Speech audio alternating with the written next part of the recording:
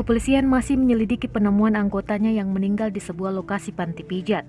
Polisi yang meninggal tersebut ternyata seorang perwira berpangkat Ibda. Seperti diberitakan, polisi tersebut meninggal dunia setelah mengalami kejang-kejang saat memasuki salah satu panti pijat di Kota Makassar pada Jumat 27 Agustus 2021 siang. Lokasi persis panti pijat itu berada di Komplek Kima Square, Blok E, nomor 12, Kelurahan Daya, Kecamatan Biringkanaya, Kota Makassar. Informasi yang diperoleh, anggota Polri itu diketahui berinisial EP dengan pangkat Inspektur 2 atau Ibda. EP bertugas di Polres Asmat, Kepolisian Daerah Papua. Ia dikabarkan mengalami kejang saat berada di lantai dasar atau lobi panti pijat. Beberapa karyawan panti pijat yang melihat kejadian itu pun melarikan EP ke Rumah Sakit Daya Makassar.